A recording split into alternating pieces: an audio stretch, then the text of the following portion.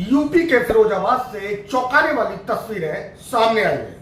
आपको बताते चले कि शनिवार है और शनिवार को फिरोजाबाद की शिकोहाबाद तहसील में संपूर्ण समाधान दिवस का आयोजन किया जा रहा था।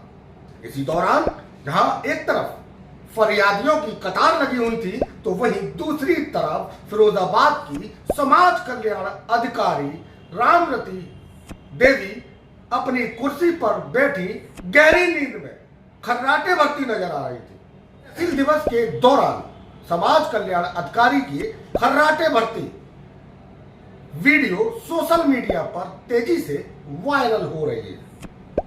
दिखाते हैं उन तस्वीरों को जिसमें फिरोजाबाद की समाज कल्याण अधिकारी गर्दन झुकाकर गहरी नींद में भर रही है खर्राटे।